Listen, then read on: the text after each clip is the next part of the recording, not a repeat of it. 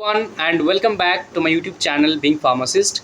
So this is a small video and इस video में हम लोग डिस्कस करेंगे about CGPA to percentage conversion related all the queries जो आप सबके पास से मुझे मिला है फ्रॉम दी यस्टरडेज वीडियो जिसमें मैंने डिस्कस किया था कि how can you fill up the form of the WBHRB pharmacist, right. So this is the video. So if you have not seen it yet तो जल्दी से जल्दी इस वीडियो को देख लो. इस पर मैंने पूरा डिस्कस किया है. I think it's a 23 minutes video, like step by step पूरा मैंने डिस्कस किया है A to Z form fill up का. लेकिन स्टिल आपके कुछ क्वेरीज तो रहते हैं हर वीडियो में, तो उन्हीं क्वेरीज़ को देखते हुए मैं आप सबको आज बताऊंगा. उनमें से सबसे जो ज़्यादा क्वेरी है वो है जिनका CGPA में स्कोर है, मार्क्स है, वो कैसे कैलकुलेट करेंगे, कैसे वो मार्क्स निकालेंगे, कन्वर्सन फार्मूला क्या चीज़ है, कहाँ से मिलेंगे, related things, right. Okay, so सबसे पहले फर्स्ट कमेंट को देखते हैं. So to your comment, you are not eligible because you should belongs to West Bengal. Not only registration, आपको वेस्ट बंगाल से होना भी चाहिए. Your domicile should be from waste Bengal, तभी आप लोग एलिजिबल हो इस वैकेंसी के लिए, ठीक है. नेक्स्ट वैकेंसी प्राइवेट जगह काज करता है experience certificate. Yeah this is a valid question guys. मतलब the question saying that I am still doing a job, okay, since the last year से हम लोग एक पर्टिकुलर जॉब को अभी तक कर रहे हैं. So we don't have any certificate right yet. So in that case you can't provide certificate right now. So you have two option. Either you have to left your job and get your certificate for applying to this post. आपको job छोड़ना पड़ेगा only because of this post. Either you have to apply without an experience. आप अपने experience को use मत करो, because अगर आपको बाद में जॉब नहीं मिला तो फिर आपका जॉब भी इधर का भी गया भी उधर का भी गया, राइट. तो ऐसा ये एक प्रॉब्लमेटिक सिचुएशन तो है, क्योंकि अगर आप जॉब एक्सपीरियंस दोगे तो you have to provide certificate from your employer, also your PF number. मतलब आप सैलरी स्लिप दे देना. फर्स्ट सैलरी स्लिप अगर आप दे दोगे जिस पे जो पीएफ का नंबर रहता है यूनिक, अगर आप दोनों अटैच करके दे दोगे तो आपका रिजेक्शन का चांस लो हो जाएगा. अदरवाइज आप सिंपली सर्टिफिकेट भी दे सकते हो जहाँ पे मेंशन हो एंड ओरिजिनल स्टैम्प हो, ओके. जो भी प्राइवेट या गवर्नमेंट पे हो उसका ओरिजिनल स्टैम्प हो, सिर्फ सिग्नेचर नहीं. एनीवेज, सो ये तो पॉसिबल नहीं है एक जॉब करते करते. तो इधर मैंने आपको दो ऑप्शंस दे दिया. ये दो ऑप्शंस मुझे लगता है कि यही दोनों ऑप्शंस हो सकता है.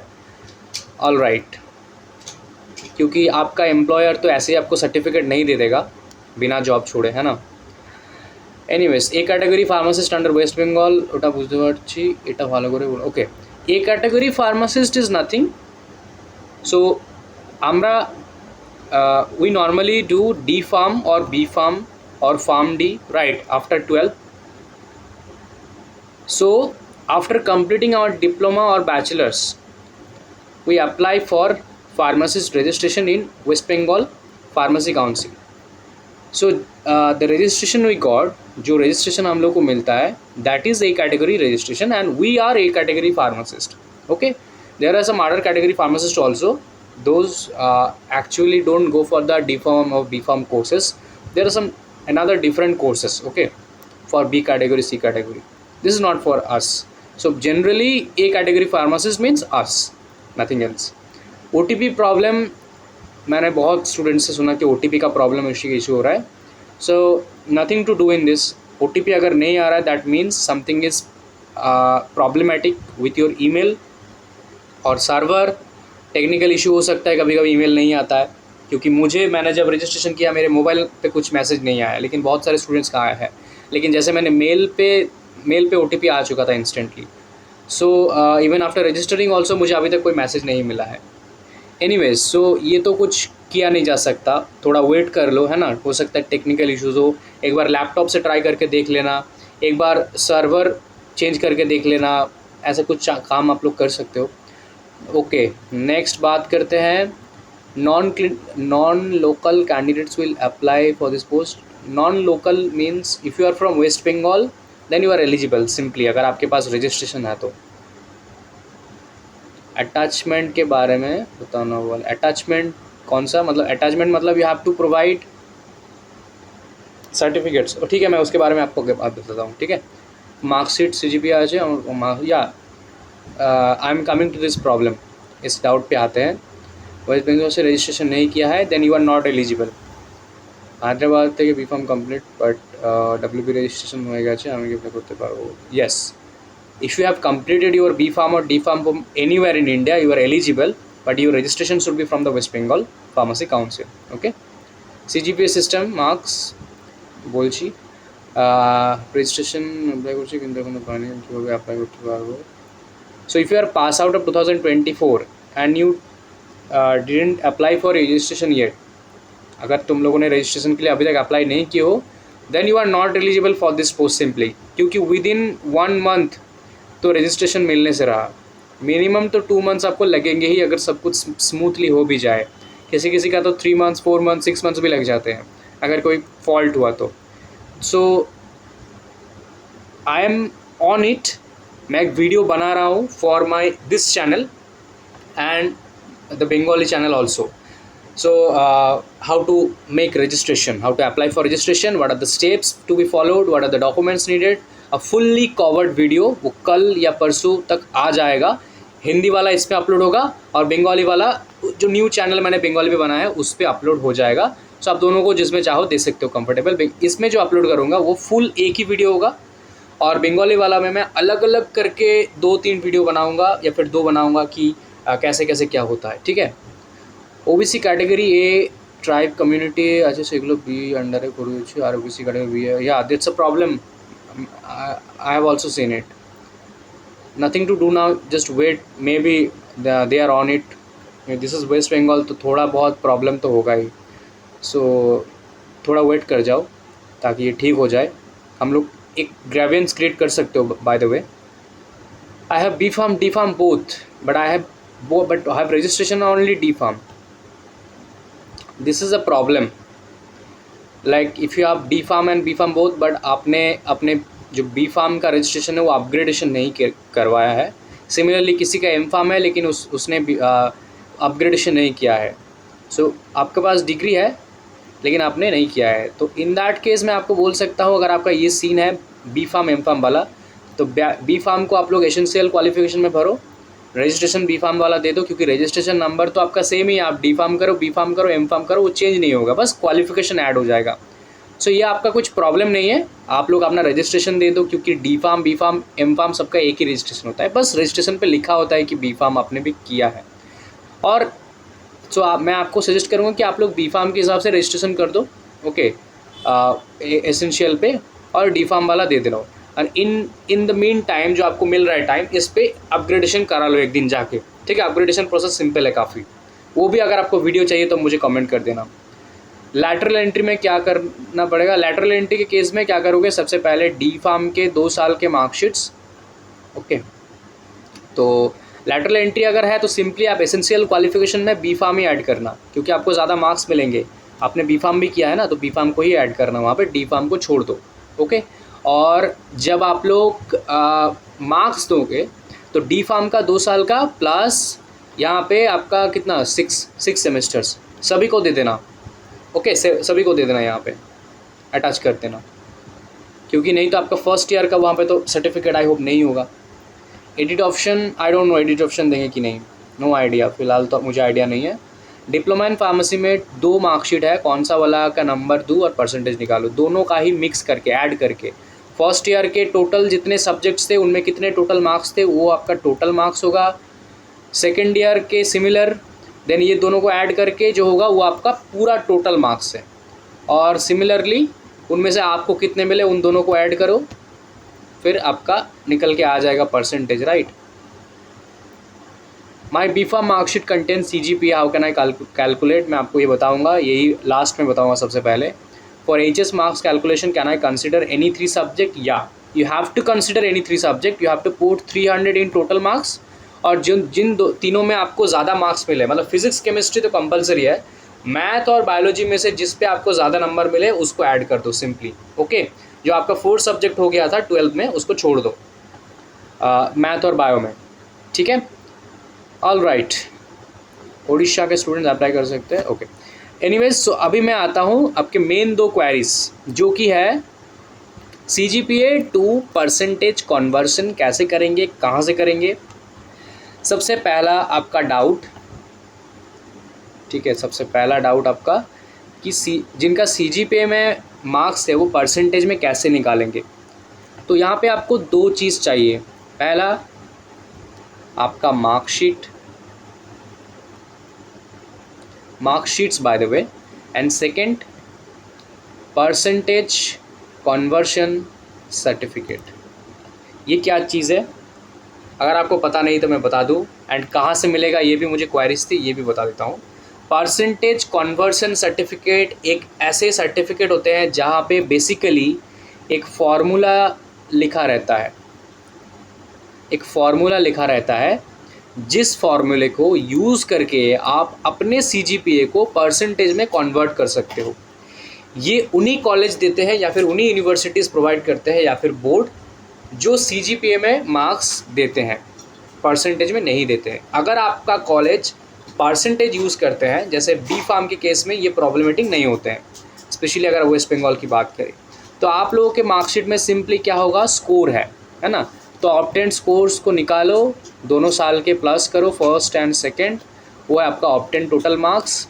और टोटल मार्क्स जो आपका मतलब कितने में से मिले हैं उन दोनों को भी फर्स्ट और सेकेंड ऐड करो, एंड वो आपका टोटल मार्क्स, ओके, इंटू 100 कर दो, आपको परसेंटेज ऑटोमेटिकली मिल जाएंगे।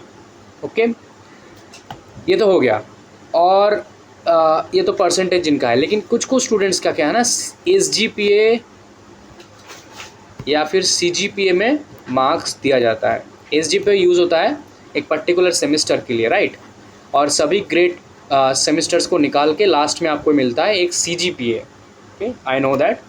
तो आपको सबसे पहले क्या करना है, you have to collect your percentage conversion formula certificate.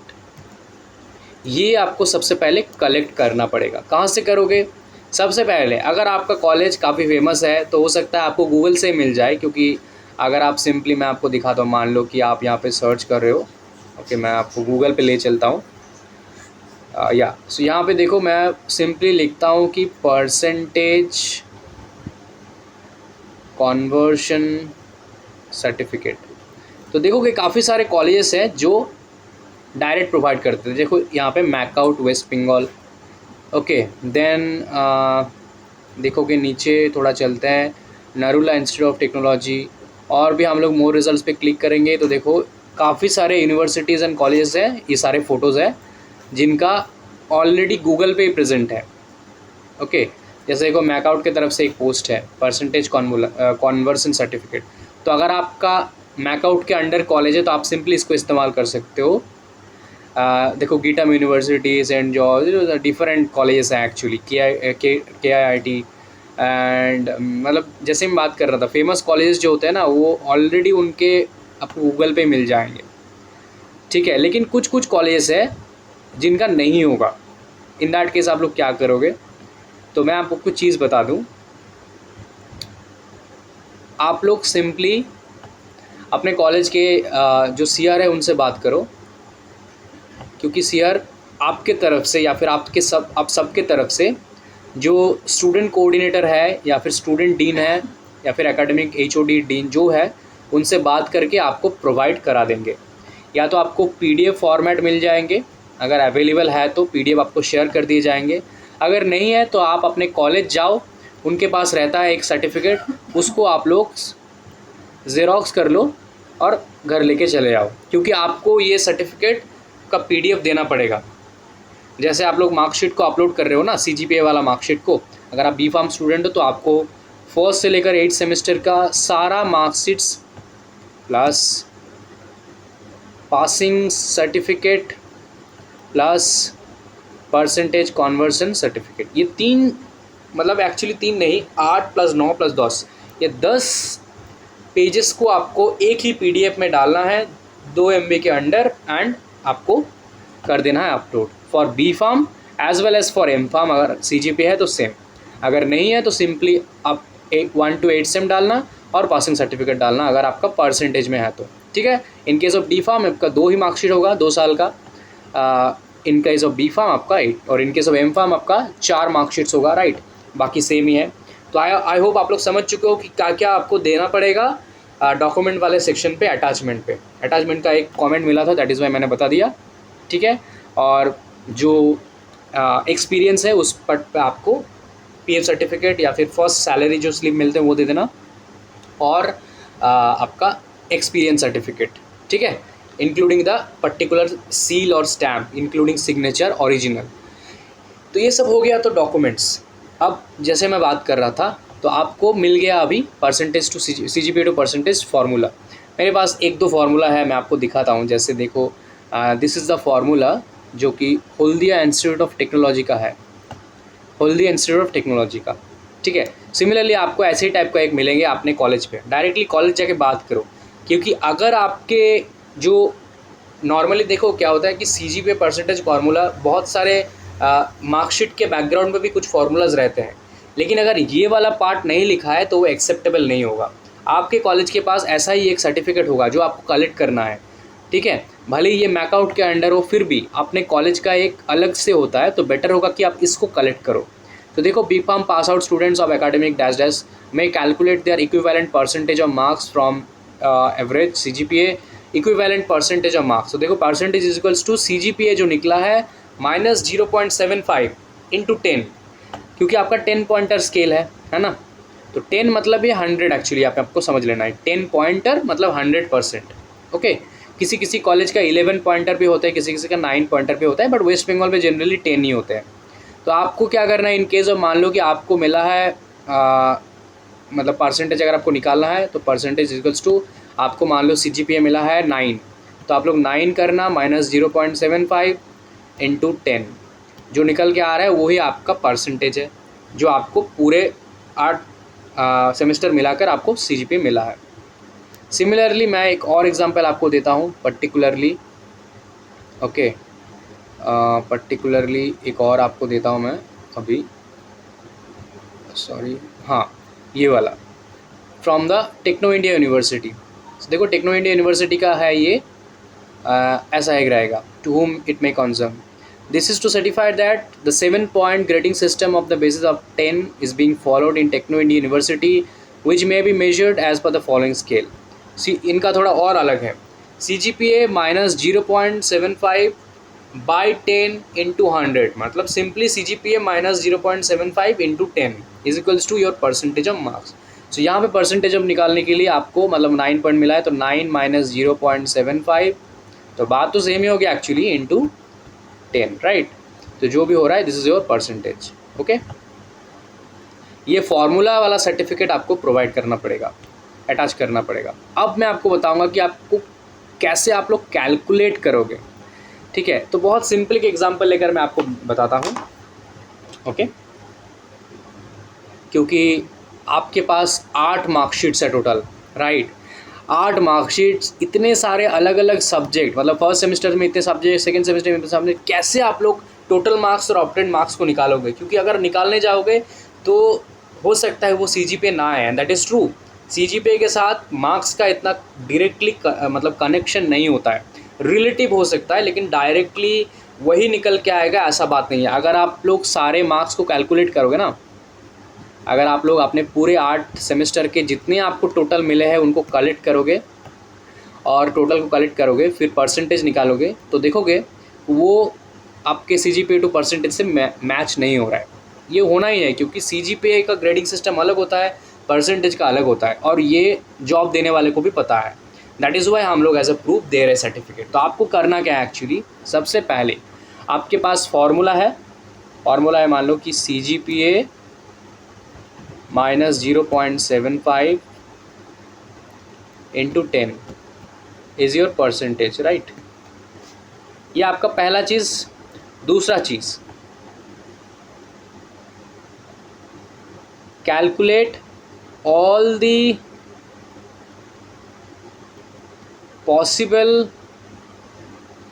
Marks from all semester subjects.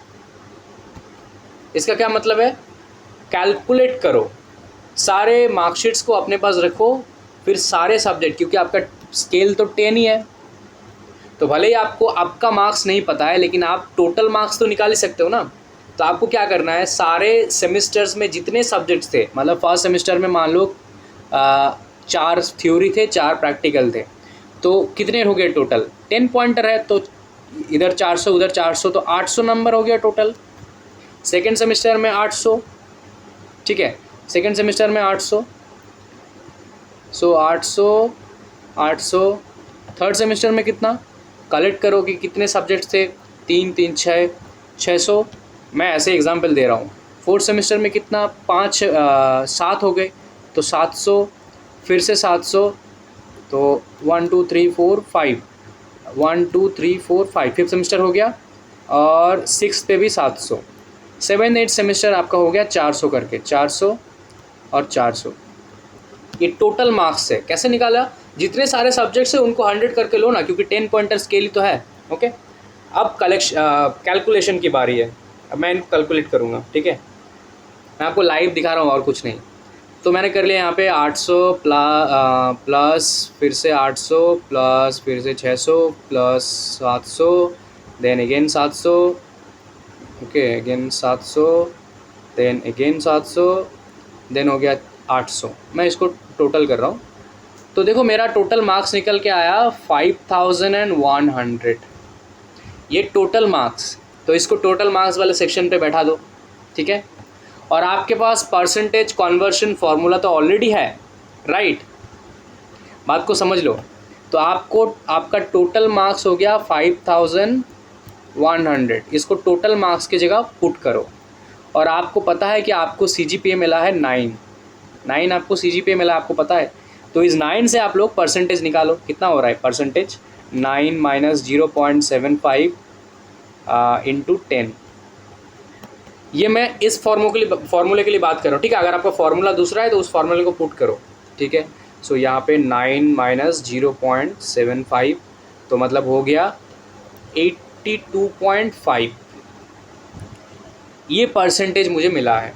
अब परसेंटेज आपको पता है, टोटल मार्क्स भी पता है, तो आपको इस परसेंटेज के हिसाब से ऑब्टेन मार्क्स को निकाल लेना है। आई होप आपको इतना तो पता होगा कैसे निकालते हैं।